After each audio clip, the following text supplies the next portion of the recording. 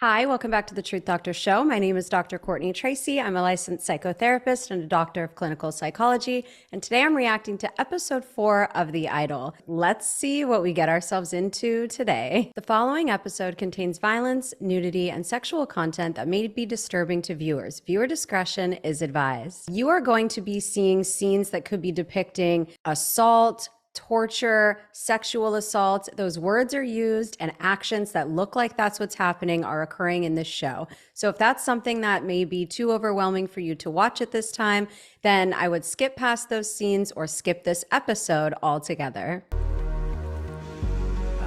They just have to clean up the mess of all of these people. Okay. Está loco todo. Es el complexa del chaparro. The complex of a short man. Oh, like Napoleon. Poor girl doesn't know what she got herself into. Yo quisiera irme, tú sabes. Sí.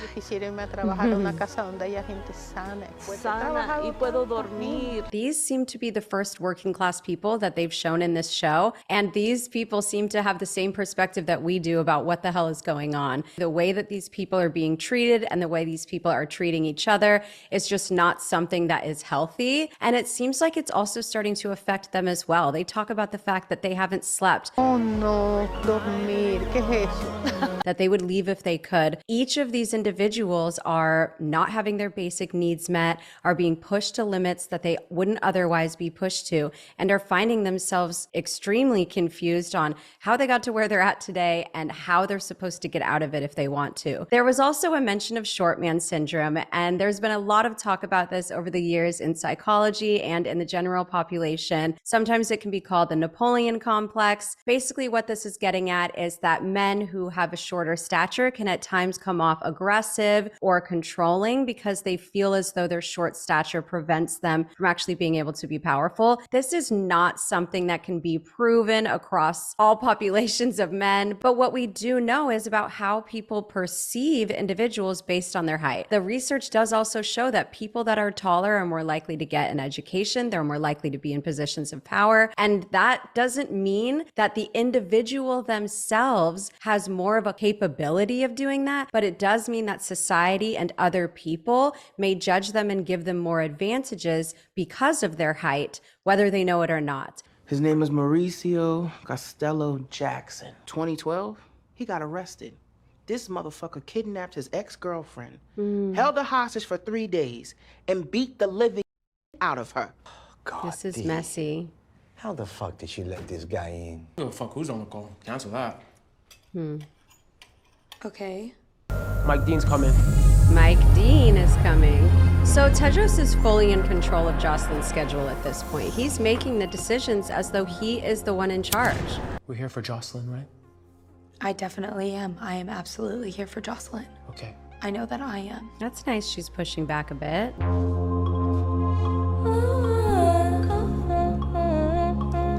I like not having to make decisions for myself. I like not having to make decisions for myself because I trust you. because I trust you. So you don't want to decide things on your own? No? I can help you out. Jocelyn has a tendency to prefer someone to be an authority above her to give her the motivation that she seeks. And we learned about this when we learned about the abuse that she experienced from her mother. Whatever it is that we go through in life influences what we think about ourselves, what we think about other people, and what we think about the world at large. And this development that lives within her, whether that's just through her behaviors or through her entire personality, really was not her choice. And oftentimes when people find themselves in abusive or traumatic situations that significantly alter their sense of self, they start to identify with that sense of self and find power in saying, I want to be this way, or now I'm good at being this way.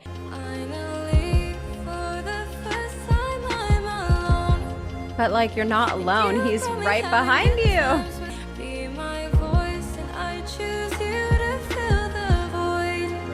It can be really easy to fill spaces and holes within ourselves with anything that makes us feel better in the immediate, and or anything that makes us feel better that we're used to, that's familiar, that's comfortable, that's consistent, that we can already relate to. There is obviously a hole where her mother used to be. Now that she has that void, instead of addressing it with actual therapeutic, traumatic related processing, she instead wants to fill that void as quickly as possible. Here, what she's choosing to do is reenact the traumatic relationship that she had with her mom. She says, "Be my voice." I choose you to fill the void. Versus choosing herself through strength and healing. She would rather just continue with this development because it might lead her closer to her goal. And she has been taught over time to prioritize her external career and success over her own well-being. I think we should kill this motherfucker.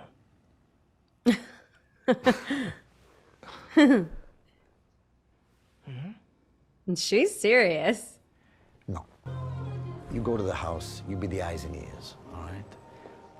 Fuck faces like this always have a weak spot. Hi.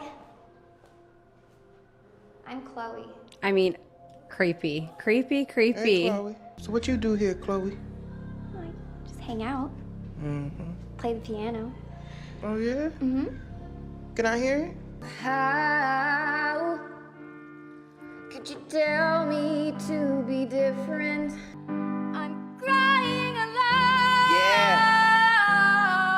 The lonely crocodile weeps alone. How do you know Tedros? He saved my life. He saved my life. I was a heroin addict. Vulnerable. How old are you, Chloe? 18.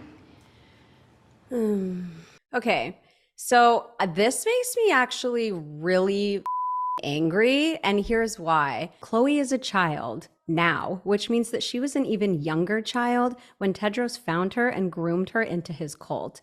On top of being a child, she has a heroin addiction or had one in the past, which makes her incredibly vulnerable. They had Chloe running around naked, and they actually showed her naked body to all of us as an audience. And now they're implying that she's under the age of 18. And that's just really uncomfortable for every single person that's watching. And if it didn't make you uncomfortable, it should make you uncomfortable. You know what they call people like you? Crocodiles? Pure hearts. But she's just, so pure and innocent. You're real. If that voice gets out to the world, there'll be a lot of people that's gonna wanna take it. We're so happy to have you here. Sit right there. Perfect. Stay observant. If it feels wrong, it's wrong.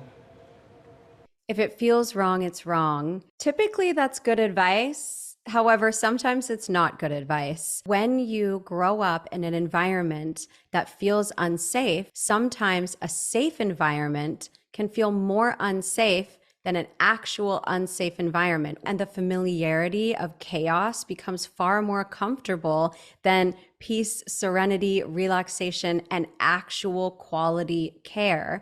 So yes, if it feels wrong, it is wrong in many situations, but sometimes what's right can feel wrong because it can feel so unfamiliar. Leia.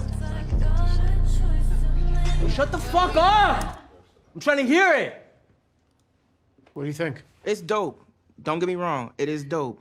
The beginning part, you're like, "Gonna fill the void." Yeah. Go there. Go all the way there. D. I got just the trick. Oh God, what is it gonna be? Okay. Oh, you double knotted.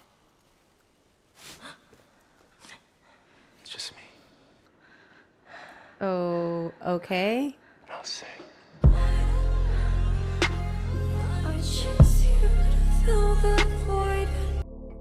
I mean, it can be exhibitionist, it can be voyeuristic, but it's just uncomfortable. And the reason for that is no one's giving explicit permission to be involved in these situations. I just think it's really fucked up that we're all just sitting around watching Jocelyn get assaulted. Assaulted? really scared for her right now. He's doing mind control on her or something. Mind control? Yeah. He's like using her in front of other people like she's not even a human being. Well, she's not a human being. Well, she's not a human being. She's a star. She's a stars belong to star. the And world. stars belong to the world. Izaak has taken on this cult mentality. Izaak has absorbed the beliefs and the perceptions of Tedros. You're not a human, Izaak. Don't forget. You're a fucking star. He has been manipulated, and this has been done very intentionally. Oftentimes when someone's trying to manipulate you, someone's trying to groom you, someone's trying to bring you into their cult, someone's trying to in any way control you, part of what they're going to do is try to isolate you from your environment. And one way to do that is to psychologically change the way you perceive other people in your life. You know, Tedros always says there's two types of people. The ones that support you and the ones that are obstacles. Obstacles is a really great way to convince that person to see these people that are actually trying to care for them as a problem, and that the solution is to get them out of your life so that you don't have obstacles standing in the way of whatever your dream is, when in reality, it's probably your abuser's or your controller's dream. I'm not even trying to change that man. All I'm doing is observing, you know what I mean? I want to watch him and see how he moves so I know how to manage. What's funny? What's funny? I'm sorry. I'm so sorry. I was laughing at something else. You don't just find people on the street and give them deals that will forever alter the course of their life. What it is we see something in you. It's special. And it's not just your talent, it's your work ethic. Obviously, that's a diss internally, consciously or unconsciously, from Nikki onto Jocelyn, saying that, you know, perceivably Jocelyn doesn't have good work ethic and Dyanne does, when Jocelyn was having a complete breakdown because of unresolved grief. The key thing to recognize in this scene is that what Nikki is doing to Dyanne is almost the exact same thing that Tedros did to Jocelyn. And that's obviously a point of this show that they're trying to emphasize, which is that there can be individuals that are manipulative to get what they want, and there can be organizations that can be manipulative to get what they want, and entire industries that can be manipulative to get what they want. We want your first song to be world-class sinner.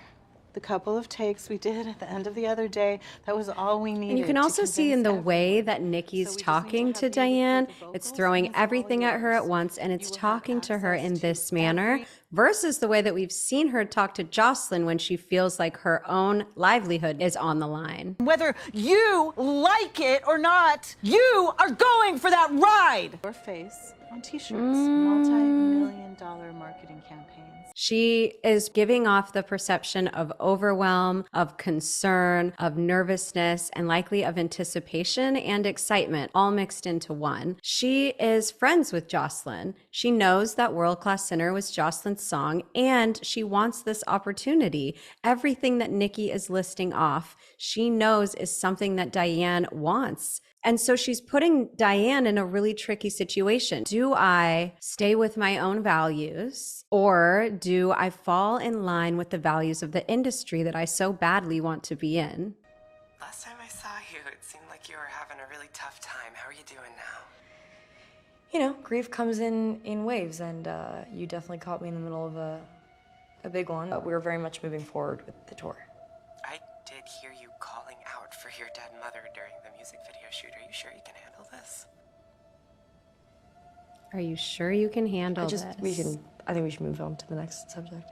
Jocelyn is not processing her grief. You can see by how quickly she wanted to deter having to answer that question. We have to think about everything that's been said to her. We heard Haim say, Nobody fucking believes in you right now. Whoa, come on. there are many reasons for Jocelyn to be concerned about her career, and her career is the most important thing to her right now. We don't know if Jocelyn would actually have that perception of priority if it wasn't for the way that her mother raised her, if it wasn't for the way that the industry raised her. The industry in itself is very much a cult, and that's something that they're trying to emphasize. Your basic needs, even on top of all of the other luxuries that you get in this industry, are tied to your success and your ability to push through regardless of what it is that you've experienced. Like, hello. It was more than I could stand. Over futile love. Boo! Fuck! What'd you think I was gonna butt you? What? Okay, what? We just heard Tedros say a gay joke, which is not the first time that we've seen gay being used as a punchline or as a replacement for being not masculine. The way that he was laughing, Tedros really gets off on being able to control people. He finds it funny that other people quickly quiver to some of his actions. It likely allows him to have this sense of control and power. And when he can see the weakness in other individuals, it allows himself to feel more superior than he may actually feel internally. I tore my vocal cords. Heard you sing. You're either fully healed or you're lying. What else did Jocelyn tell you? That her mom outed you when you were 13. Then you left the show. You should really use the gift that God gave you. You ask Jocelyn how she feels about that. Good morning! Get the fuck up! Get up! Get up! Get up! Up! Take your hand off Charlie. Why? Stand straight. Does anybody know the meaning of the word family? The root of the word family is famulus. Famulus means servant. It is our duty to serve our family. That is rhetoric that has been used in many abusive and manipulative and controlling households. It's often something that is used to say, it doesn't matter the way that I treat you or how I feel about you or what I think about you because of the position that I am in your life as your family member and usually as your elder. You must listen to me and do whatever it is that I say. Our boundaries do not have to be crossed just because they're family. And my concern is that right now, that is what is about to happen. Do you know why I use this? No. It's to unlock people. To find out what's in their heart. To find out what's in their heart. Izaak! He fucking betrayed you. Yeah, but this feels like a little extreme. Extreme. Fight it! Stop fucking moving. Stop! I can't breathe. Shut up! Tedros, please. Why didn't you tell anyone that her mother was humiliating her and beating her? She asked me not to fucking tell anyone, so I didn't. That's not fucking true, Xander. They just moved forward with shocking Xander for the first time. And the reason for that, according to Tedros, was because Tedros is upset, and I guess Jocelyn is upset, that Xander didn't say anything when Jocelyn was being abused by her mother. Keep in mind here that literally what Tedros is doing to Xander is abuse, and it's torture, and it's assault. And he is incapable of perceiving that what he is doing is just as messed up as what Jocelyn's mom did. And the mind can do that. The mind can have you experience pain or see pain happening to other people and still enact pain yourself without realizing that you're doing the same thing. And if we have been taught to not empathize or sympathize with ourselves and what it is that we've been through, it becomes that much easier to not empathize or sympathize with other people who are either going through the same thing that we have gone through or that we are putting them through. We can become the perpetrator. You can begin, like I mentioned in the last episode, to reenact your trauma as the trauma enactor without realizing how actually damaging that can be for other people and also for yourself. You told me that her mom made you fucking sign a contract that you couldn't fucking sing ever again. Yeah! What the fuck did you say? I said the fucking truth, That's Jocelyn. not fucking true, Xander. Yes, it what the fuck is wrong with you? We know that Jocelyn was beaten by her mother with a hairbrush, and yet she still has this inability to think that her mother could move forward and do something like make Xander sign a contract so that he doesn't take any success away from Jocelyn. It's relating to your abuser in so many different ways, not only by being able to yourself be a bystanding abuser by watching something happen to your friend, but you can also get into the mindset and start to support your abuser by not necessarily seeing them in the true light that they should be seen, as somebody who can do things that can be detrimental to other people or abusive to other people. She fucking controls everything around her and everyone. And now she's doing it to you. Tell the fucking truth, Xander. You're more fucking disgusting, fucked up, and depraved than your of a mother. Shock him again. Please just don't fucking shock me again. Okay, fine, please. Again. I'm lying. About what? About everything. I'm fucking lying.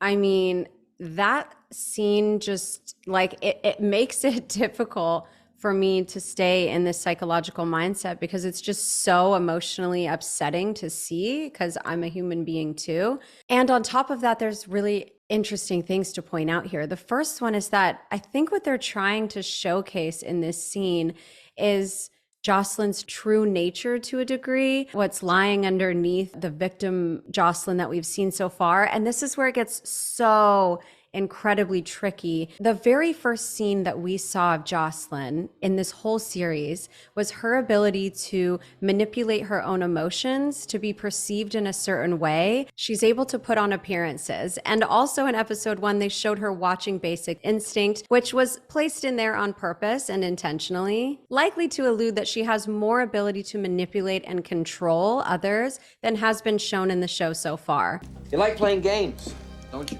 I have a degree in psychology. It goes with the turf. Games are fun. However, a couple things could be going on here. One, she could truly not understand that her mother made Xander sign a contract so that she could move forward, so that Jocelyn could move forward with her success. She either doesn't know, and still she's choosing to torture Xander in a similar way that her mother tortured her, or she's aware of what's going on and she's in a place where she wants this to be happening to Xander because she doesn't want that truth to come out. That potentially the reason that she's had so much success is because she's pushed other people out of the way that may have taken some of that success from her. What I don't like about this portrayal is that they showed the first 3 episodes of Jocelyn being a victim, of us coming to understand what it is that she's been through in her life and how much it really makes sense that she was able to be in a vulnerable state to fall into this relationship with Tedros. Now in episode 4, it seems that they're trying to do a complete 180 on Jocelyn and have it come off that she's actually fully in control of the decisions that she's making, that she's manipulative and abusive and does not mind harming other individuals in really similar ways that she's been harmed. How are we supposed to feel when it comes to Jocelyn? It's a quick turn, and yes, trauma reenactment can show up in these ways. Is she engaging in horrific behaviors? Yes. Has she experienced horrific behaviors being placed onto her? Yes. Does that justify what's happening? No. Is this show getting really psychologically confusing and overwhelming, and I'm losing the purpose of this character development? Yes. Should we continue? Absolutely.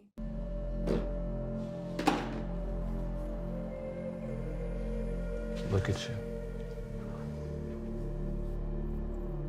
You're filthy. Okay, so is he going to care for him and clean him or assault him right now?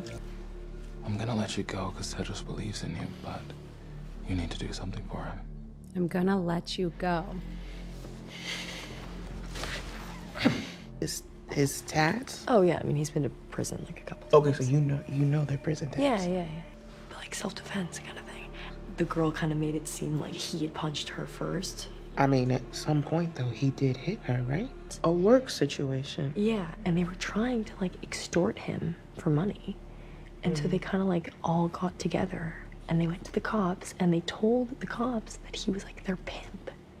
They're trying to paint Jocelyn as this master manipulator at this point, but then they also show her having this conversation where she believes everything that Tedros says to her. Interestingly enough, both of these things can be true at the same time. If she was able to see just how she's developed and how much of her development was out of her control, she might start to make different choices. But because she developed the way that she did, she feels in control at this point. She feels good at this point. And she might not feel good constantly, but there's a part of her that does feel good because now she's in control in many instances that she wasn't in the past.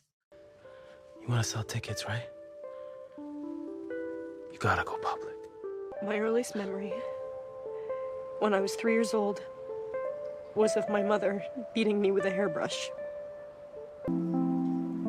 Since it's just you and me talking, I just want to extend my deepest gratitude to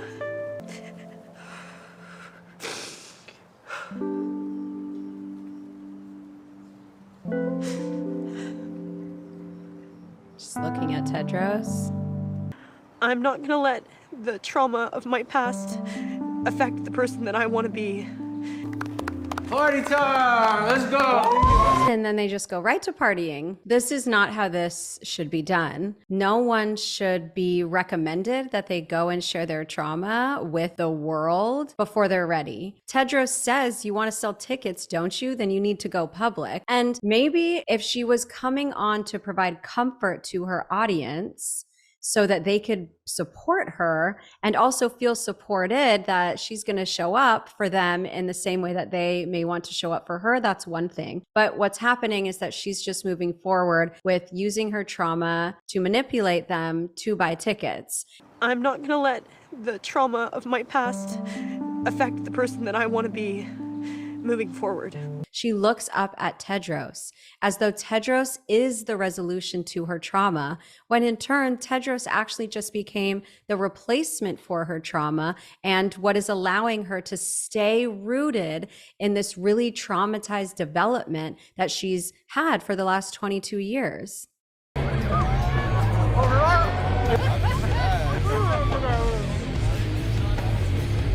are you doing? It's a party. Yeah, I know, the wood is teak, so I was just, The wood is what? What's the fucking problem? There's not a problem, I'm just... You're ruining the whole fucking night, and you're still a fucking bitch for no fucking Jeez. reason. I'm just, it's a party all the time. I'm just trying to keep it together. Do something. Oh my God, stop! Stop! Are you fucking serious? She's my friend, you just like embarrassed her in front of everyone. Wait, are you actually mad about what just happened? She doesn't fucking like you. Why would she like you? Why would she like you? Jocelyn. Dyanne's here. Oh, yeah. What are you doing here? Huh? What are you doing here? What do you mean? When Tedros told Dyanne to bring you to the club, she didn't think he would have sex with you. What's up, baby? Oh, she's finding out. So I feel like I have to tell you something to that. And I just signed with Magistrate, and she wants me to have world-class dinner as my first single. Of course. Really? You should take it. Yeah, of course. Are you crying? Sorry. Why are you crying? I'm really happy for you.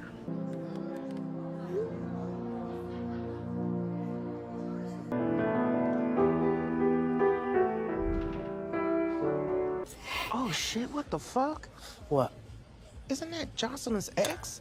One of the core beliefs that we have seen that likely exists within Jocelyn from earlier in the series is that the more that you open up to someone, the more reasons that they have to leave you. And it seems like we may have been introduced to a second core belief for Jocelyn, which is that when someone is experiencing fear or threat, it's okay to harm themselves or other people. Because we see this happening. When Jocelyn feels as though her success is threatened, she wants to be in full control. And there's two ways that Jocelyn feels in control. One of them is by being in control, whether that's abusively or not, which we've seen, or it is being controlled, which we've seen in her relationship with Tedros. This episode has been really confusing when it comes to finding out Jocelyn's internal world and how it functions. But we are starting to see a little bit more of how she makes the decisions that she makes and why.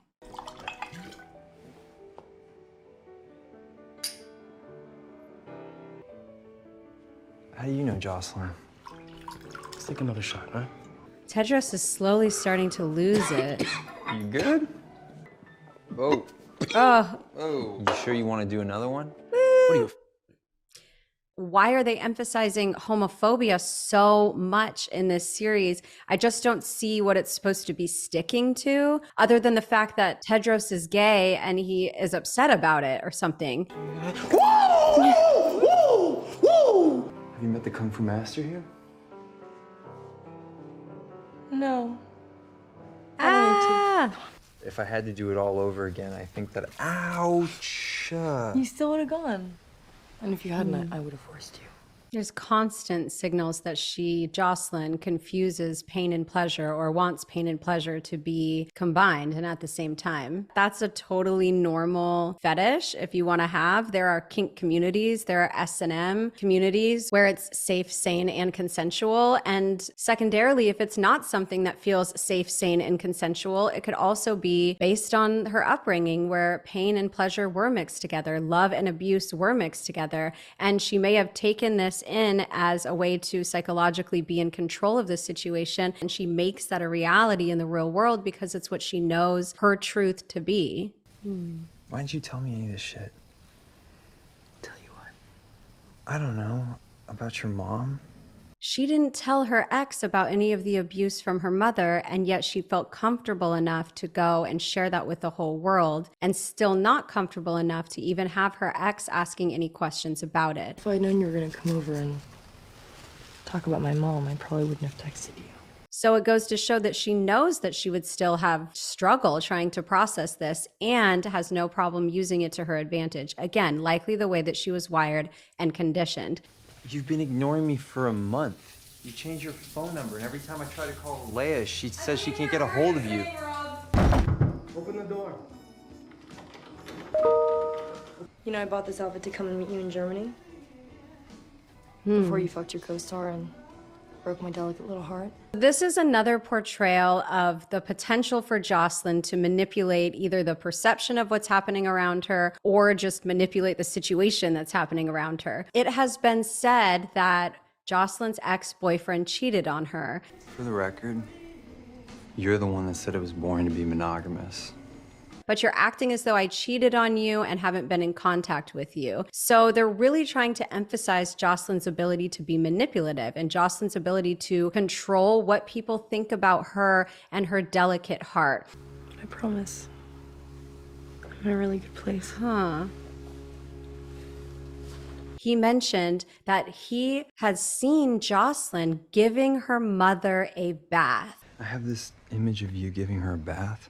Why would this happen? What comes up for me is something called Stockholm syndrome. And before we get into that very briefly, remember that scene in the beginning of this episode where Tedros was shaving Jocelyn's legs in the bath? Is there something going on within Jocelyn where she has now taken the place of her mother? And does she realize this or not? So is she finding herself both in the victim and the abuser role at the same time? Is that possible? Yes. Does it happen all the time? No. Could that be what we're seeing? Absolutely. Stockholm syndrome is when a victim starts to have feelings of trust and or affection towards the person that's taken them hostage or their captor. There are 4 different traits that usually need to be in these types of situations for Stockholm syndrome to take place. The first is that the person actually feels threatened and feels like their livelihood is at risk. The second thing is that the abuser shows some kind of kindness or affords them some kind of ability to take care of themselves,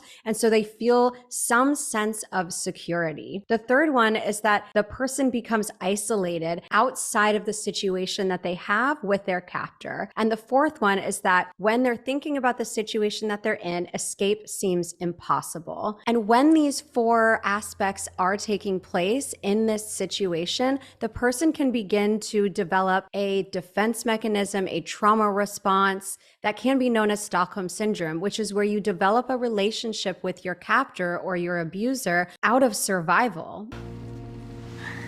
You know what I love most about you? When you want something, you find a way to get it. if Jocelyn wants success, I want to be bigger than this song. I want to be a once-in-a-generation artist, and I want to make music that lasts longer than my life. what are the ways that she learned how to do that? By being abusive and by putting herself first and by not seeing people as human beings. And where did she learn that? Likely from her mother, likely from the industry. These patterns of behavior and belief get passed on. So nice to meet you. Yeah, nice to meet you too. She's also a huge fan. Oh, thanks. And it would mean the world if we could just take like one photo. She's like my best friend, seriously. Just one photo. It'll take like 2 seconds, please. Right, actually, sorry, I really, Wow, this so is we're gonna freak this the is fuck like, out. So Xander Delete is that what, fucking trying photo, to get a bro. scandalous photo for Tedros? To break up Rob and Jocelyn again? Did you get This it? is so random. That didn't seem like a very strong ending to me. If you are someone who is in a situation of sex trafficking, cult manipulation, child abuse, physical abuse, any type of abuse, please look at the resources below. And overall, let me know what you think about this episode. Apparently, we only have 1 episode left of this series. I thought there was going to be 6 episodes. And next week's is the finale. Overall, I hope I did a good job giving you an analysis of these characters, explaining some things that you may have been confused about. Thank you for being along for the ride. Please subscribe if you haven't already. I can't wait till next week to see what this series is going to throw us. And as always, I'm so glad that each and every one of you exist. See you next Thursday.